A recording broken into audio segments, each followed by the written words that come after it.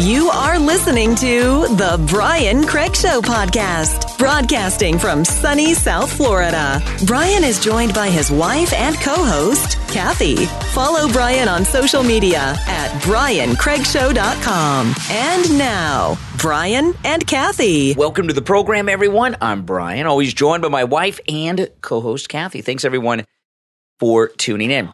Okay, so Biden has opened up the southern border and, an endless stream of illegals are coming into the country. And Ted Cruz had a run-in with the media, which I'm going to play for you in a few minutes. But I love how these liberals keep saying people can't be illegal. That's one of the dumbest talking points I've ever heard liberals come up with. Liberals have a lot of stupid talking points, but people can't be illegal is probably the dumbest. Yeah, if you enter a country illegally, you're illegal. It's just a term we use. They are illegally here. Every undocumented illegal immigrant is a criminal. They are here illegally. You know, when I travel, and this is true for you guys, I'm sure many of you that listen to this program travel outside the country, I have to have my documents, and they have to be up to date, my passport. When I re-enter the United States, I have to show my documents. So Ted Cruz, because he's one of the senators from Texas, it's the border state, he's very heavily involved in this issue, and it's a good thing. And, and his family, because his father came from Cuba, there's a process, he gets it, but the press, as they go around calling him anti-immigrant and all this stuff, they forget that his father's an immigrant, right? It's absurd. It's like President Trump's been married 3 times. 2 of them are immigrants. These are not anti-immigrant people, but there's certain ways you got to go about it. So Ted Cruz, he had a confrontation with some nasty fake news reporters. And, of course, the fake news reporters think there should be no U.S. southern border. And this is the exchange that Ted Cruz had with the reporters. I love it. This is awesome. Let me ask you something. Let me ask you something. What rate of illegal immigration do we have in 2020? But you have. Do you know anything? I asked you a question. How long have you been in office? Do you know anything? How long have you been in office? I've been in office 11 years now. And this has been kicked the calendar in multiple administrations. Except you don't get to argue with me. You asked your question. You asked your question. You don't get. You want to hold a press conference? You can do it over there. You want to hold a press conference? You can do it over there. How are you? So hold on. I'm going to answer his question. The talking point of the Democrats, which this media reporter happily parrots, is, gosh, the problem can't be fixed. There's one little problem with that. It is an utter and complete lie. In 2020, the last year of the Trump presidency, we had the lowest rate of illegal immigration in 45 years. You ask, what have I done? I've championed the men and women of Border Patrol. I've championed securing the border. I've championed Remain in Mexico. And we turned this problem around and solved it. And we went from Joe Biden inherited the lowest rate of illegal immigration in 45 years. And the first day in office, he made political decisions to cause this problem. And you should be ashamed of yourself because you're a reporter and you're not reporting facts. You're telling lies. Joe Biden made a political decision. Okay. Well, I don't know if it was totally political. I'm sure the big guy got 10% too. So it was also a financial decision for Biden. Yeah. The southern border issue, there's a lot to talk about with it. Okay. And we'll talk about some of it now. But it's so complex. You could talk about it for 6 years and still not touch on everything. All this foreign aid that we give to Latin America, we don't give it to Latin America just because we're charitable. The reason that we give foreign aid, and we have forever, to all these Latin American countries is to have power and influence over them so we can get them to do things when we want them to do them. Like one of the countries in Central America, I can't remember which one. Somebody will remember. Let me know in the comments on the program. It doesn't matter which one, but if you want to let me know which one, that's fine. But remember, President Trump was deporting all the MS-13ers, and one country wouldn't take it, so he cut off their foreign aid, and then they took them, right? And the way you solve the border crisis is cut off all foreign aid to Latin America, all of it, 100%. Don't talk about it, just do it. And they will lock down their borders in a heartbeat. Yeah, I agree with you. I think the motivation for Joe Biden is not political at all. It's monetary. Yeah. And he's getting something out of this. We're not quite sure, but everything he does is, but through which channels, I don't know. But everything he does is to enrich himself and his family. And like you said, that's why he ran for president. to do that. And I appreciate Ted Cruz. I know this is a problem that he's been dealing with, and Trump was getting things under control. And I believe if he was in the White House now, the wall would be finished and this would be deeply under control. But Democrats never want to solve a problem. They just want to use problems to create chaos and use it politically. For example, with reparations in California. All of us, the Democrats have been talking about reparations for years and years and years to dangle the carrot in front of the black voter. And now that push has come to shove, and now that they're actually thinking about it and talking about it, and they have a committee to do it, Gavin Newsom put the brakes on and said that's not going to happen. Why do you think that is? Because he knows it's not fiscally possible, and it's an issue they use to manipulate the black voter. But when push comes to shove, they don't do it. They don't solve any problems. They never do anything they say they're going to do. What they do is they cause a bunch of problems and then claim they have the solutions, and they never do. Scott Presler said the same thing in different words. Yeah, they create problems, but they never solve them because they want people to run to them for the answers that they never offer. That's our dog Nene in the background. There's a FedEx, UPS, mailman, something. Trump was the one president who actually was solving the border problem. You've heard all these other people, Obama, Clinton, Bush, all of them talk about it. It's been a huge problem since Clinton that I know of, in my lifetime. Huge problem. It got worse with Obama. And he's the only one who came along. He ran on that the first time, and I think he's going to run on it again. There's a lot of complexities on the board, but the main thing the Democrats are doing is to try to reduce the white majority in the country.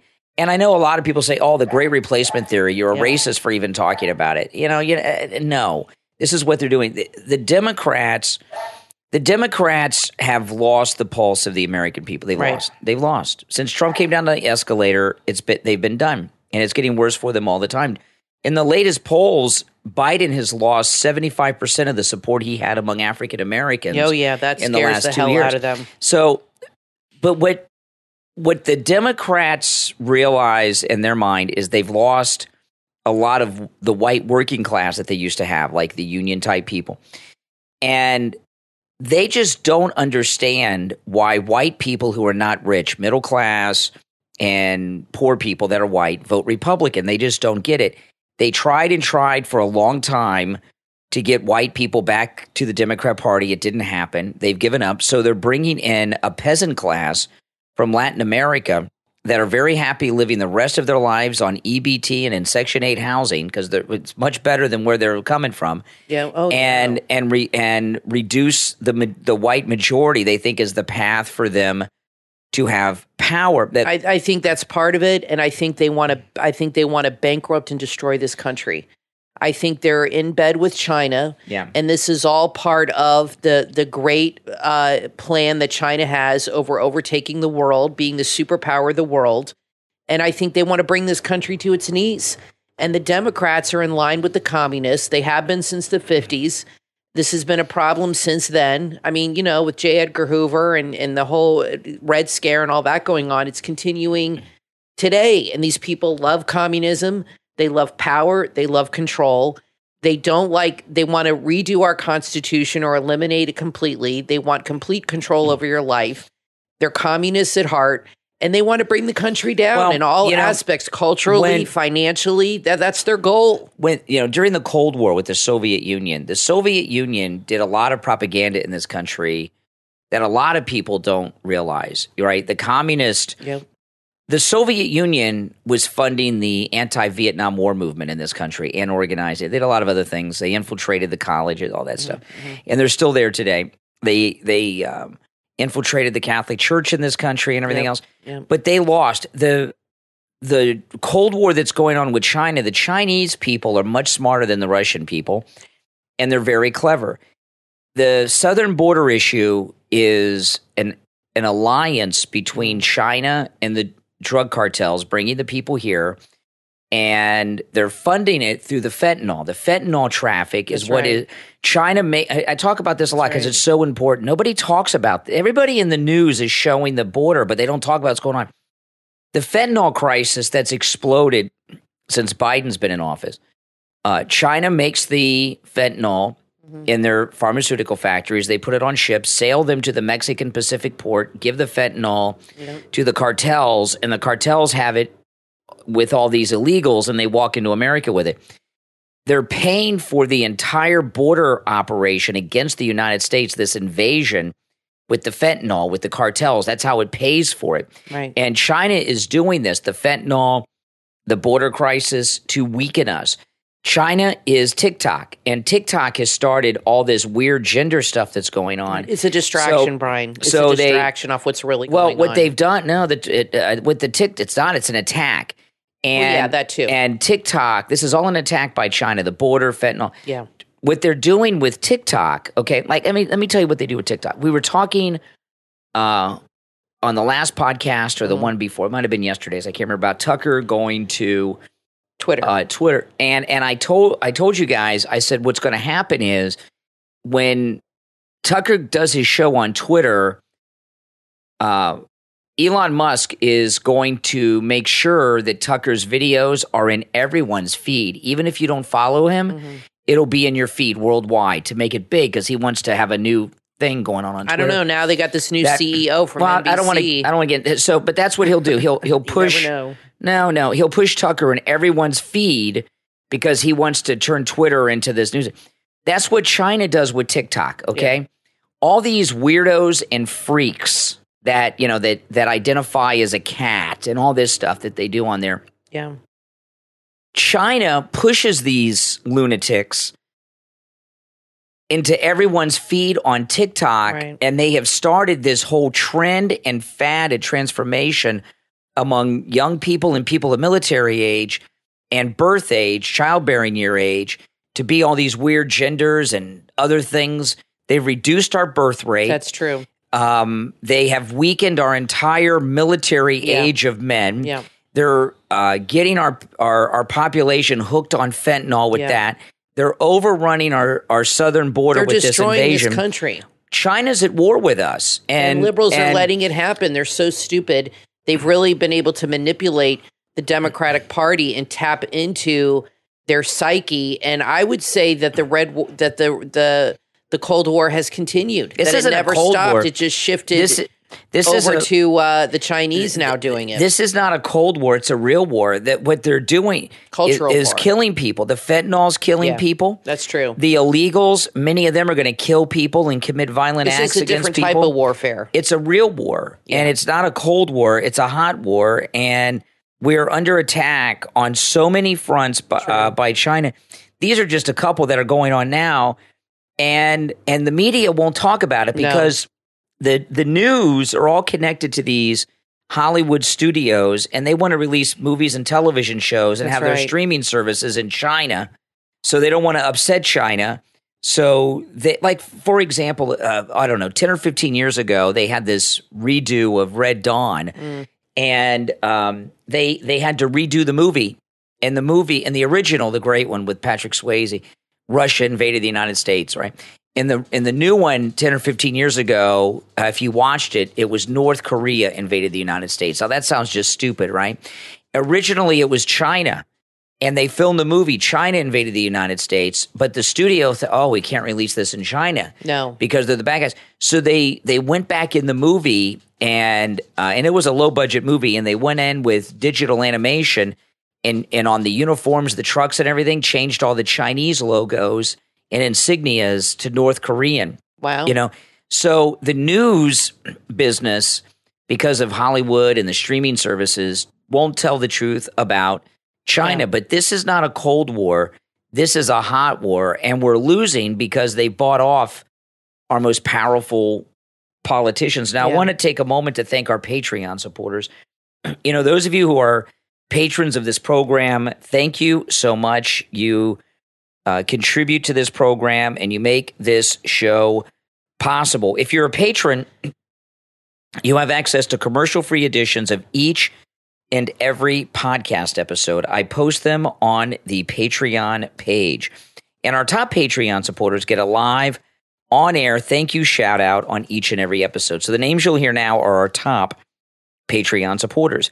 I want to thank Andrew and Connie, Christine, ETW, Chuck, D, Pamela, Rick, Nick, Wesley, Macho, Rome, Wisconsin, Mike P., Carlos, Paulette, John, Arctic Fox, David, and Richard. These are our top Patreon supporters. Thank you all. Now, if you would like to become a patron of the program, there's a link in the description of this episode and every episode. There's a link on my website, briancraigshow.com, and the direct website address is patreon.com/real Brian Craig Show. Patreon.com/real Brian Craig Show. Now, we're going to take a break, and when we get back, I'm going to play the latest ad by President Trump. I didn't play it on the morning show, and I was planning on it, but I got so busy on the morning show, I didn't get a chance to play it. So we're going to take our break, come back. President Trump has a great new ad. We'll play it, we'll talk about it, and celebrate it. Don't go anywhere. I'm Brian Craig, always joined by my wife and co-host Kathy. We'll be right back. Robert Allen Miltenberg invites you to time travel with him to the Roman future. His new novella, available at Amazon.com and Barnes & Noble. It's the golden age of Rome, a time of peace and prosperity. And Scadius Commodius Lavatorius is its greatest scientist. But for all he's achieved, one question haunts him. Will Rome survive the test of time? There's only one way to find out. Come along on this cosmic romp of an adventure. See if you can read the signs any better than a brilliant scientist can. Prediction, science fiction, allegory, national glory. This is a satire at its most gladiatorial. Center stage in the Circus Maximus of your mind. A story of time machines and timeless politics, strange Roman cuisine and gambling parlor tricks, spinning gold and crossing the river Styx. That's the Roman future. Available on Kindle and paperback. Go to Amazon or Barnes & Noble now and visit The Roman Future by Robert Allen Miltenberg today. Are you a fan of horror novels that keep you on the edge of your seat? Look no further than EVO H2O from author John M.R. Lutziel. Available right now on Amazon. In a world destroyed by nuclear fallout, one company claims to have the solution to make the world capable of supporting life again. But is it too good to be true? Join the adventure and face the horrors of a world forsaken by God, full of unimaginable dangers. Author John M.R. Lutziel's vivid storytelling will transport you to a post-apocalyptic world where survival is the only option. Will you survive the horrors that will await you? Find out when you read EVO H2O, available in Kindle and paperback on Amazon. Are you tired of feeling stuck in a job with no potential for growth? Do you dream of earning more money and providing a better life for yourself and your family? If so, listen close. Find the solution you've been waiting for at qr1.be/8w3r. There you will find a revolutionary opportunity to earn extra income and achieve financial freedom. With a huge compensation plan and life-changing products, this opportunity offers 6 amazing ways that you can earn lots of money. Imagine living the life you've always dreamed of, traveling the world, buying that dream car, and providing for your family without worrying about finances. And here's the best part. There's no monthly membership fee, and you don't have to purchase products to participate. All the products are made right here in the USA with the purest and healthiest ingredients, offering unmatched quality at prices up to 75% off retail price. Don't wait any longer to change your life. Visit qr1.be/8w3r. That's qr1.be/8w3r and learn about this incredible opportunity to start making the money that you deserve. This is your chance to break free from the daily grind and achieve financial freedom. qr1.be/8w3r. qr1.be/8w3r. ChatGPT. Everyone's talking about it, but did you know that you can make money using ChatGPT? Get ready to make money easily and quickly using ChatGPT. With your copy of the must-read book, The ChatGPT Millionaire, making money online has never been this easy. Updated for GPT-4 from author Neil Dagger. This is the ultimate guide to creating passive income, writing engaging content, and finishing client projects in just minutes. prompts. With over 150 act-as prompts, you can use ChatGPT for whatever you need. Social media content, blog posts, video scripts, software apps. The uses are endless. Order your copy right now on Amazon and get a free ChatGPT prompt cheat sheet and no-nonsense guide on how to build wealth. Start your journey to financial freedom and order your copy of The ChatGPT Millionaire from author Neil Dagger on Amazon. You are listening to The Brian Craig Show podcast, broadcasting from sunny South Florida. Brian is joined by his wife and co-host, Kathy. Follow Brian on social media at briancraigshow.com. And now, Brian and Kathy. Welcome back, everyone. I'm Brian, always joined by my wife and co-host Kathy. So President Trump has a great new ad, and the town hall at CNN is just continues to flip out the left. I couldn't believe Anderson Cooper, what he said. I would have fired him on the spot if I was Chris Licht. I would have been like, oh my, that's insane to tell people not to watch and to apologize to people. I thought was just insane to do that. They don't have to apologize to anybody. I mean, I don't understand. I don't understand how this whole thing happened. I know you said they wanted to have him on to promote Caitlin Hall, and I agree with you on that or Caitlin, whatever her name is. Collins, because she's got a new show. And they figured we'll put her on, we'll get tons of views, which they did, and it'll help promote her, which it, did not. But they're still giving her a primetime show. But I just don't understand. It shows you how whacked liberals are, how their logic is so twisted and crazy. They think Trump is a monster. They think he's the most horrible person on the planet, but worse than a serial killer, worse than Ted Bundy. I mean, this is how liberals at CNN think. Yeah. But they give him a town hall, and then after the town hall, they spend all day the next day apologizing. I mean, that is just the most twisted. I don't understand them at all. It's confusing. They're crazy. Anderson Cooper said a lot of things, but one of the things, he defended Caitlin Collins. So after the embarrassment of Caitlin Collins, then they announced that she is getting a new show in primetime, 9 o'clock, weeknights, primetime. She's getting a big promotion. And Anderson Cooper's defense was that Trump lies so much that Caitlin Collins couldn't fact check at the speed of his lies because he was lying. This is the thing, okay? This is the thing. When, people are saying, well, she prepped for weeks and she wasn't ready. The way that I do my prep for everything I do, I don't just, today we're going to talk about the border, we're going to talk about this, and I don't spend all day studying up on it. When you're in this line of work, your whole life is prepping, okay? Your whole life is prepping, and you've got to, you are expected to know these things. You don't sit and study for like I interview people. I don't sit and study all week like I'm taking a final exam coming up at the end of the week and I need to cram. I just know. I know about these issues, and I talk to them about the issues. And that doesn't say like if they have a book, I might peruse the book or something, but so I can talk to them about their book. But you don't study for these things. Your life is preparation for it. It's like debate prep. That debate prep video of Ron DeSantis that leaked out early in the week. Do you really think Donald Trump spends a lot of time doing debate prep? I know he might have done some, but he doesn't. He doesn't need prep. He just walks in and does it. He knows. I think he just knows stuff. Yeah. So Caitlin Collins, she's just a young, uninformed kid. She's not a liar. She's just not informed. When does her show start? They didn't say. Well, she will get a lot of people to watch her at first, I'm sure. Well, to see if it's a train wreck.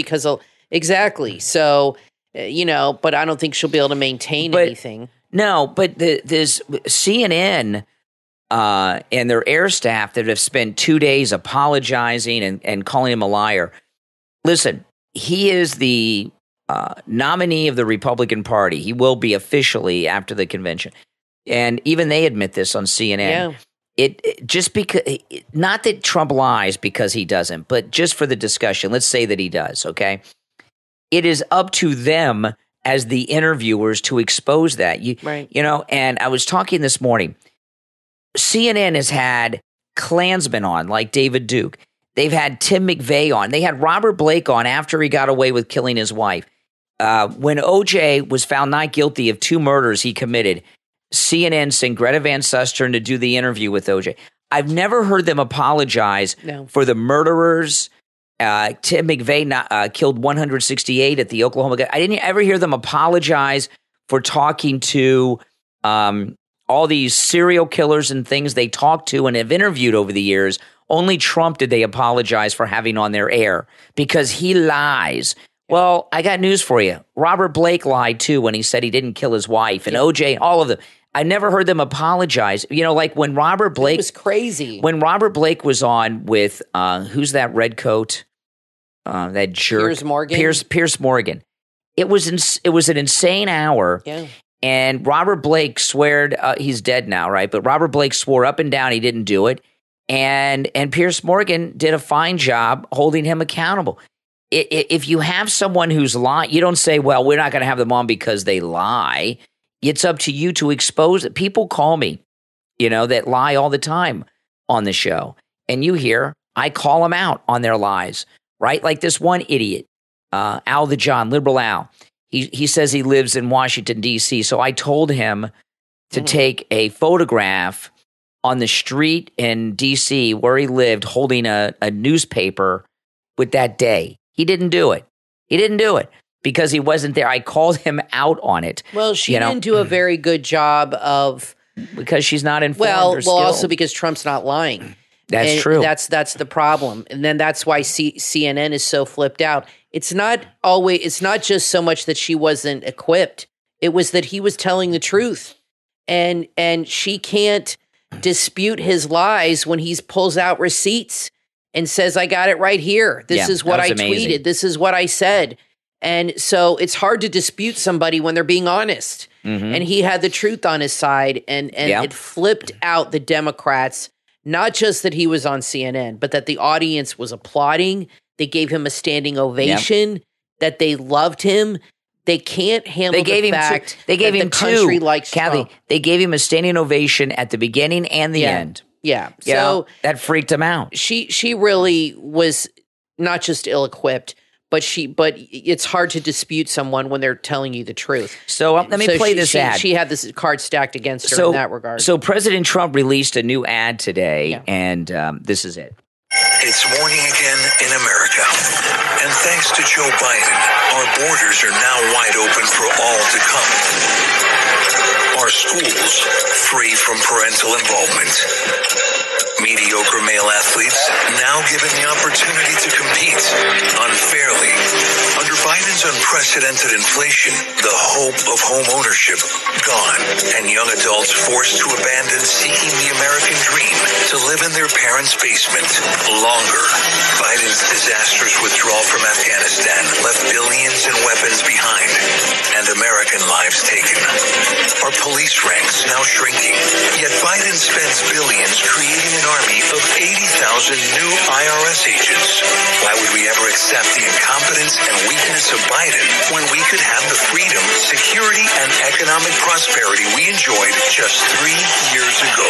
I'm Donald J. Trump, and I approve this message. That's a good ad. Isn't that a good one? He touches on a lot of topics there. Oh, man. He's right about the housing. They're getting ready. Now they estimate that the interest rate is 7%, which is insane. Our house, we have like 4.25% when but we got our house a long time ago, but we had a pretty good interest rate. Now it's 7%. And now they said on the news that they think by the end of the year, it'll be 8.5%, 9%.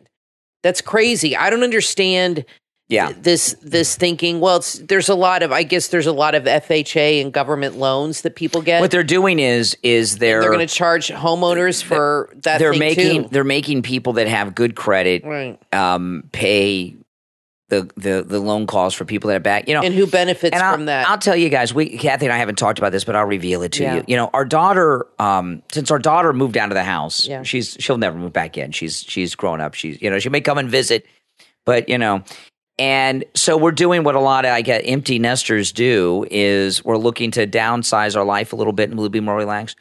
We were going to buy a new house. We were going to sell our house and buy a new house, and we got a lot. We got close. We got close, guys. Yeah, we almost did, and we didn't tell anyone. We didn't even tell families. We're looking into this. But because we got a lot of equity in our house. We lived in our house for almost 20 years. Yeah. 18, 19 years. So we were going to just wanted to change the scenery and a new well, we were going to sell our house cuz property in Florida is going through the roof, and we were going to move a couple counties north, where the housing prices are a little lower, and we would almost have been able to pay cash for a house because we've lived in this one so long, and our house is worth a lot of money, although it's on paper. And we'd have to get a small mortgage on a new house, a very small mortgage. And the interest rates are so high, we put the numbers together.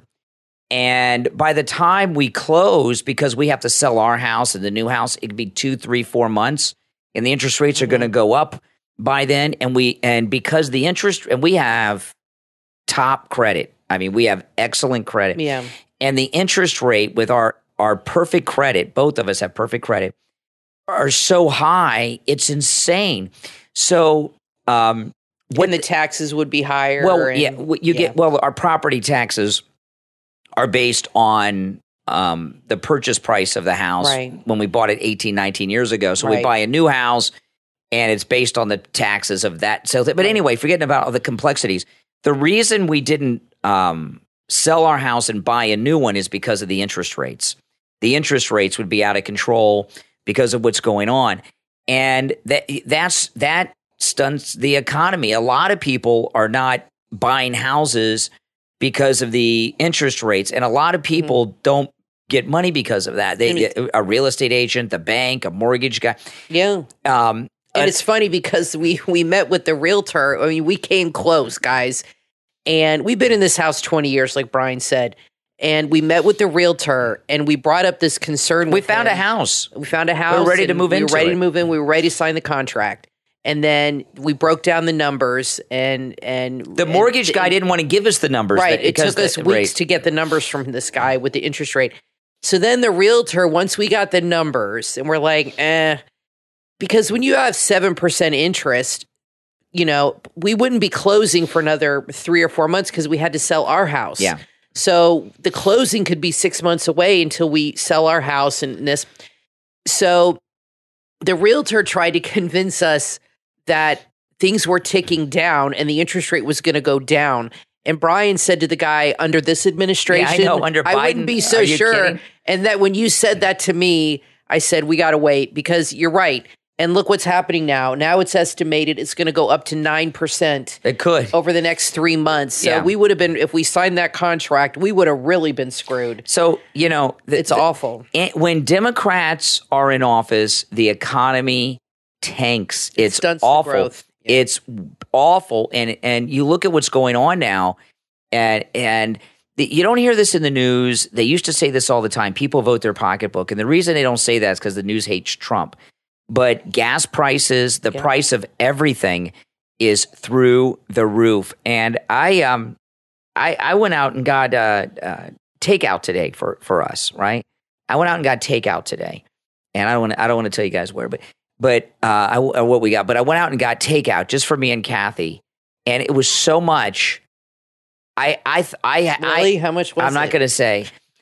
And it was so much more than I was expecting. I had the girl at the restaurant go back over the order because I thought she charged me for I asked for a receipt. And I looked over the receipt. I thought she must have charged me for some other things. Food prices have gone up. Yeah. Food prices have gone up, and restaurants have a very difficult choice to make. Do they either raise their prices, which alienates their customer base, or lower the quality of food? On my birthday last month, my daughter and I went out for my birthday. Kathy didn't go, but my daughter and I went out and went to a restaurant I've not gone to in many, many years. And I specifically went to this restaurant because they have great steaks. You've always had a good meal there. They have great steaks and prime rib, and I love prime rib. Prime rib's basically roast beef. It's roast beef. Yeah, it's not I basically love prime rib too. And I ordered the prime rib. And I'm not a food snob, okay? I'm not one of these. No, you're not Gordon Ramsay. It was not edible. It was not edible. It was the worst prime rib. It was the quality of it was. Our daughter had an like upset dog stomach food. for days from the food. It's because the restaurant we went to lowered the quality of their food because food prices have gone up. Yep. And you know what? I didn't complain about it and to the restaurant because I know they're just struggling in this Biden economy. And these liberal elitist Democrats that are in the media, that are the celebrities and all these people driving these narratives, they don't have these concerns like Rob Reiner, Joy Behar, Charlize Theron, and all these celebrities. Kathy, Rob Reiner hasn't worked in a long time. No, he's got money though. They got private chefs. Oh yeah, they don't even look at the bills. These people have so much money. You think Don Lemon? Well, maybe now, but do you think these people in the media care about the price of eggs? They all have private chefs and stylists and all this stuff. They have accountants that handle their bills. They don't worry about this kind of stuff at all. They're not pinching pennies and worried about. They think that people are concerned with Trump being not nice or Trump having issues with this lunatic E. Jean Carroll and all this stuff. Average Americans, and this is why they're so out of touch with the issues that people really, really care about. They're even more out of touch than they used to be because at least back in the day, like in the 80s and 90s, the reporters would get out more and talk to people. They don't do that at all anymore. They never leave the studio. They never leave their Manhattan penthouses and their parties. They have no clue what people are interested in, and they don't want to know. They don't care. It's not that it's not that they don't make the effort. They really don't give a damn about our problems. We're a nuisance to these people. The border, it's not a problem for them. It doesn't affect them. But well, now that they're shipping off some of these people to other cities, now it is becoming a problem. And this whole group of black people came out in Chicago. They're very upset about this now, about these illegals being shipped to their city and using up their resources. So I think this is going to be a huge issue in the next election. I think it's going to be the main issue because it's only going to get worse. Biden is not going to get this under control.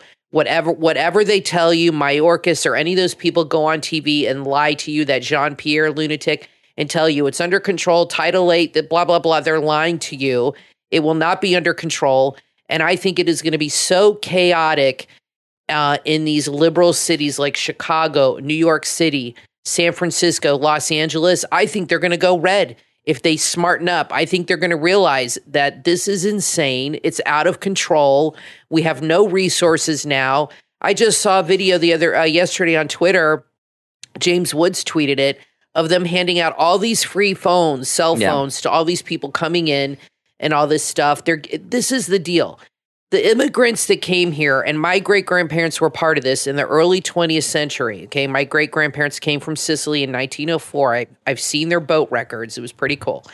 They came through Ellis Island. They came here and worked. My great-grandfather became a coal miner, and he worked in the shipping yards too, owned a business, worked his whole life, had 6 kids. They all worked. There was no government handouts. There was no welfare system. There were no free phones, free healthcare, free food, free housing. They had to come over here and earn it, and make their money and make and contribute to this country. That's what made America so great, was those people coming here and being entrepreneurial and creating businesses and creating a life. And believe me, the Italians and the Irish and the Jews had a lot of prejudice against them. Don't think that this has to do with race. They had a lot of prejudice against them back in those days in the city and all this stuff when they moved here. It was a big problem. So it's not about race with these illegals. It's they come here and they are bleeding us dry with their resources that they're giving them. Filling up our prisons. The free housing, the free food, the phones, the free health care. We can't afford it on top of giving Ukraine billions and billions of dollars. I mean, I don't understand why Democrats think that we are just an endless piggy bank. Well, listen, for them. We're going to take our last break. Do not miss the next segment. I found a story here that will make you physically ill about something Biden's doing. Oh, I can't wait. And I know you would think nothing Biden does would surprise you. This will make you physically ill, all right? We'll get into it after the break. I'm Brian Craig, always joined by my wife and co-host Kathy. We'll be right back. Do you have a hobby you love that you would like to turn into a lucrative business? You have the skills and the desire, but you're not sure how to make this dream a reality? The book, Artist to Entrepreneur, from author Patrick Gamaliel, is written to help artists of all types make the shift from having a hobby to having a full-fledged business. Artist to Entrepreneur is perfect for anyone who has ever considered monetizing their creative talent. It can help you fast-track your way to building a six-figure business. Dive into the mindset shift that needs to happen for an artist just like you to move from a hobbyist to a successful business owner. If you're an artist looking to turn your passion into a profitable business, then you need this book. What are you waiting for? Take that first step to freedom and financial security from your art and order your copy of Artist to Entrepreneur from author Patrick Gamaliel, available on Amazon. Get the competitive edge with Client Hub X, their online business growth strategy consultation session. Looking to grow your online business? Look no further than their online business growth strategy session. Their team of experts has worked with some of the biggest brands in the world and will be involved in formulating a customized strategy tailored to your unique needs. From avoiding common mistakes and pitfalls to learning from the best, their team is here to guide you every step of the way. Their easy to implement strategies are designed to help you achieve your online business goals quickly and efficiently. Whether you're a startup or an established business, their service is perfect for anyone looking to take their online growth to the next level. Visit macforddigital.co. That's macforddigital.co.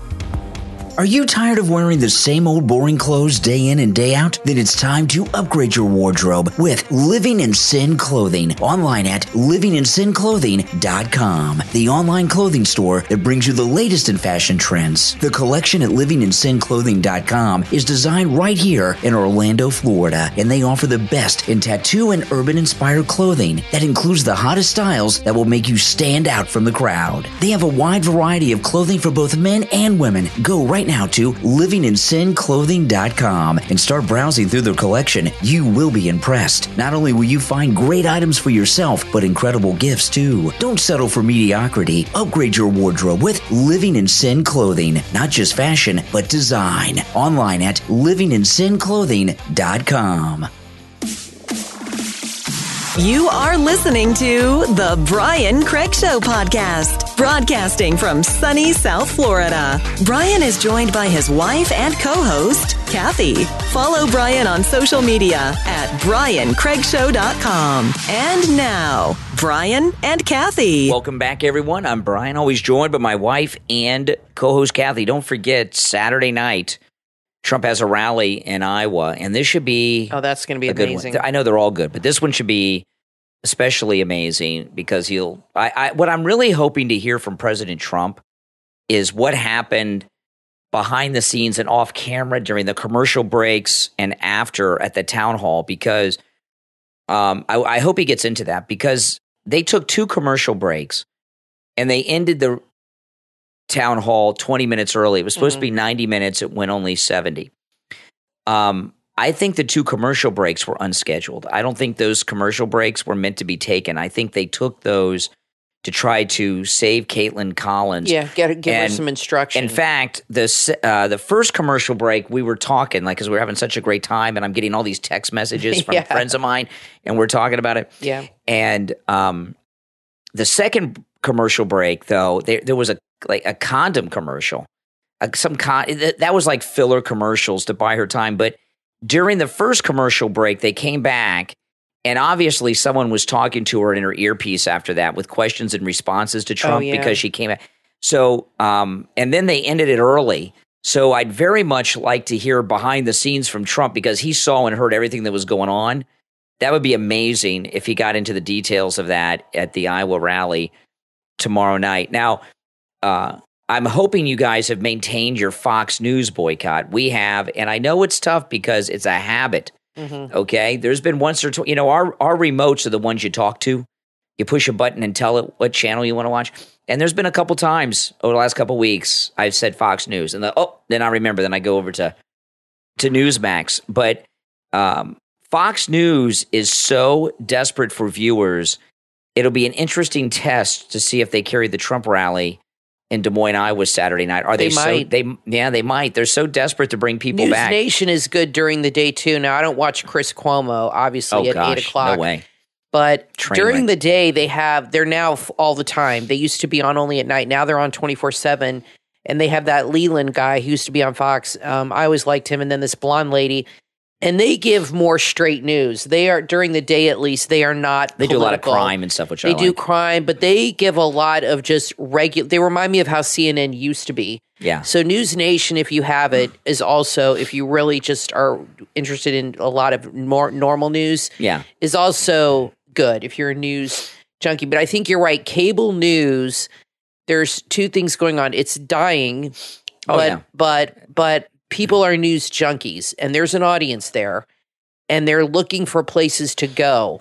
And I think the Newsmax, News Nation, they're at a point now where they can really grab up this audience if they play their cards right and they do the right thing, because there are people looking for places to go with that. Newsmax really, and you guys know I love Newsmax, okay? But they got to make some changes. And I want to tell you one of the changes they need to make. Now, you guys, I'm always talking about how early I get up in the morning, right? I get up at 2:30 in the morning to prepare to be on the radio during the week, and I sometimes put the TV on in the background, the news, to see what's going on. Right. And lately, I put on Newsmax, and Newsmax overnights, they run World War II documentaries. I turned on this. I turned the TV on this morning, and the reason I turned the TV on is, I know this sounds really ridiculous, but remember that TWA flight that got that went down right after takeoff in New York, like in the 90s? Yeah. I was on the air that day that happened, and I was running late. I didn't watch the news. The internet wasn't what it is now, by the way. True. And I went on the air. This was like 1990. And you didn't know. Something. I did not know that the plane crash had happened, and I went on the air not knowing a plane crash happened. That was in the 90s. And so I always look right before I go on the air. Just in case. If there's breaking news, like something major happens, sometimes it'll make it to TV before the internet. So I always check it. So on Newsmax, they run these World War II documentaries. Like today, I turned it on this morning, and I was watching the burning of the Reichstag. They need to rerun their primetime shows overnights. Rob Schmidt, Greg Kelly. I agree. They need to rerun these shows overnights. That's what they do on Fox, okay? And that would help. People need to get to know them. A lot of what they do on Newsmax, my guess is it's paid programming that they've been using to pay the bills. They got to blow off some of that and get news, but stop running the Nazi documentaries at night. I mean, I'm interested in World War II history, but that's too much. Okay, so Biden, what Biden's doing with Homeland Security, this is really scary. We've been talking about the federal agents have been infiltrating Catholic churches, and I've been telling you it's about the pro-life movement is very strong inside the Catholic Church. Listen to this. This is in the New York Post. The Department of Homeland Security listed pro-life mothers as potential radicalization suspects. So they're pro-life moms. Wow. They're looking at them as if they're like Al-Qaeda or ISIS. Oh my goodness. Yeah. This is like a war on our own citizens. Yeah, the Department of Homeland Security listed pro-life mothers as potential radicalization suspects in a violence prevention training guide just days after Biden took office. This was found in documents obtained by a conservative legal watchdog organization. The Department of Homeland Security's Office of Terrorism and Violence list profiles of various domestic extremists in an internal memo dated January 29th, 2021, including a middle-aged pro-life advocate, and asks participants to make real-life decisions to confront each. And this is what it said. This is Anne, a resident of Elkview in rural America, one profile reads. Anne has always been religious, but since the death of her mother, she's become increasingly devout. So she's a Christian who believes, and they consider her to be a radical threat because she believes in Jesus. Well, they consider Christians a threat. That's what they're saying. Her mother died. She's become increasingly devout. She's a regular in the small town community, active in several church groups. And keep my middle age, right? While she's always been protective of her 4 kids, she's become increasingly more concerned about the welfare of other children, including the unborn. The document obtained by American First Legal tells employees to consider ways to address Ann's behavior after she questions whether the Bible justifies violence in defense of life. During a prayer group meeting, and calls the mayor of her small town a baby killer at a ribbon-cutting ceremony. A third scenario asks whether a hairdresser should research pro-life groups that Ann mentions, or even contact a sheriff to learn about when such behavior could become a problem. So they're talking about trying to get women's hairdressers to rat them out to the feds. Other profiles included Courtney, a conspiracy theorist who has become fixated on government conspiracy theories regarding government connections to child abuse and trafficking.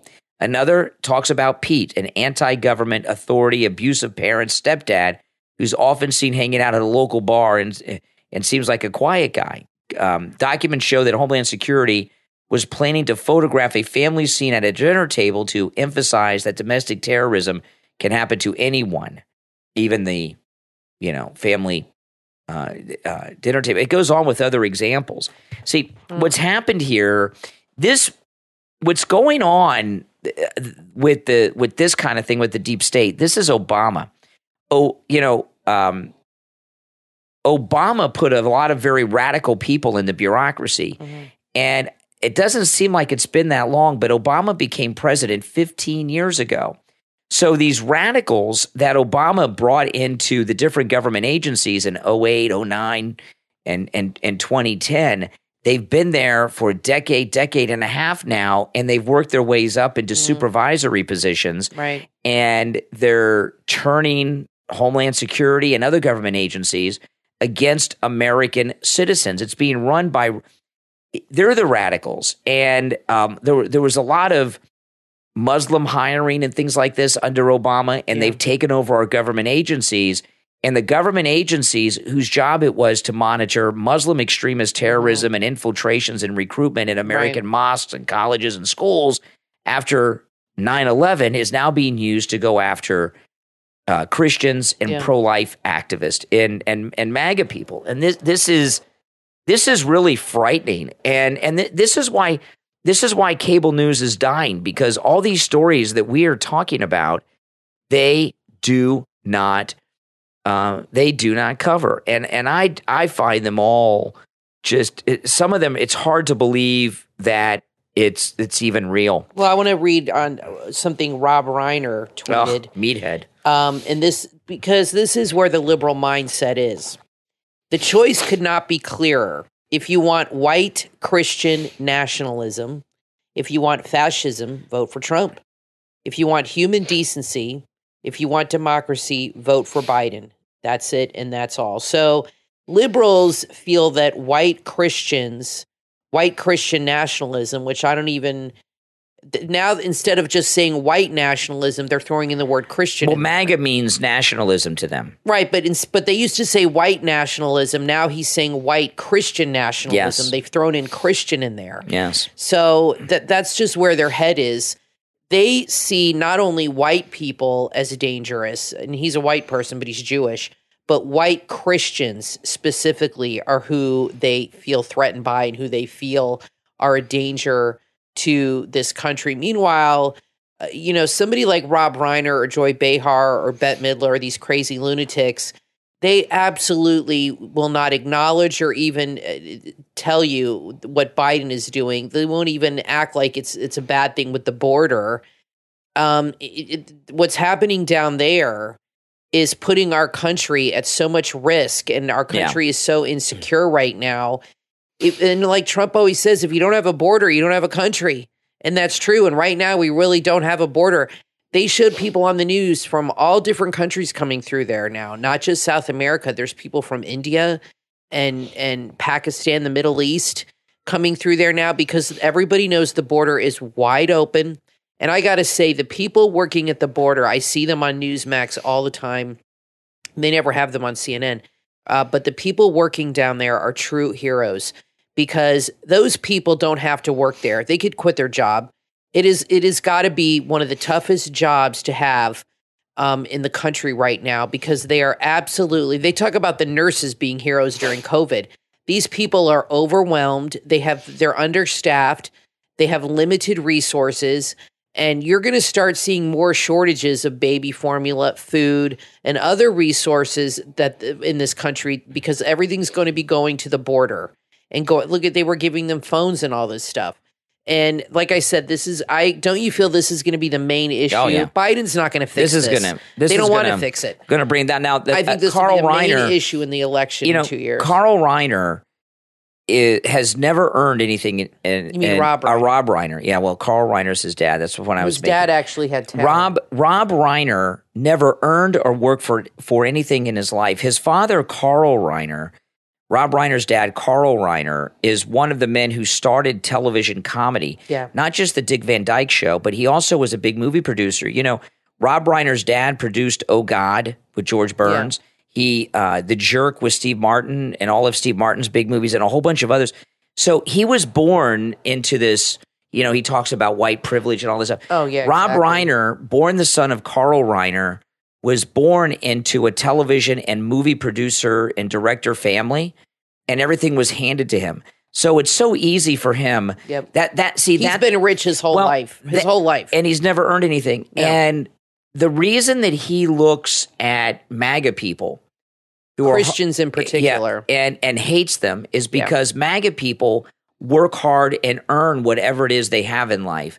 And he has a lot of liberal guilt, a lot of white liberal guilt, that he didn't earn anything, his film career, everything. I know he's had a couple of big movies, but with all due respect, Stand By Me is boring, okay? I don't care. It's boring. It's overrated. And Spinal Tap, I mean, maybe it's generational. I don't think Spinal Tap's all that. There's a couple moments in He hasn't done anything in a long, long time. So, you know, so he has a lot of guilt about having not earned anything, been given everything and because of his dad. So he hates people who work hard and earn everything they have, like MAGA people, even President Trump. And he's threatened by it. And he's a bigot against Christians. Rob Reiner's father, Carl Reiner, is a legend in television and movies. Okay? Yes, that's true. And Rob Reiner's had a couple of hits, Spinal Tap and Stand By Me. Yeah, I don't know what else he And did. I'm sure he's done other things, but those are his big things. And All in the Family, he was a supporting actor on that. His father, though, has things that are timeless, many things that are timeless and is legendary. Donald Trump was born into a wealthy family, but he increased his wealth by billions more. His dad was a millionaire. He made himself a multi-billionaire. And Rob Reiner, with all his success, is not even a tenth of the man that his father was. No. And he hates Trump because of that. He was never able to even equal his father. President Trump surpassed his father's success. And Rob Reiner, he has complete person. disdain. I think there's a lot of Christian bigotry from him. Well, he's Hollywood. More than anything. But he has complete disdain for anybody who doesn't agree with him. I've never, ever, and we've been following Trump a long time, I have never seen Trump tweet or say anything negative against voters. Liberal or Republican. No, he always attacks the politicians. But I've never heard him speak with disdain for people that don't agree with his opinion about anything. You know what I mean? I've never heard him say that the liberal voters are this and or generalize people in that way, like Rob Reiner generalizing all white Christians here that we're all bigots and racists and terrorists. And that's how they really think. Liberals think that if you don't agree with them, that you just, I mean, they've said it, that you just shouldn't even exist anymore. That's right. I mean, they basically come out and said it. They just want us all to drop dead. But Trump, I don't see that level at all of disdain from him at all. I think he respects everybody's, has a freedom of choice.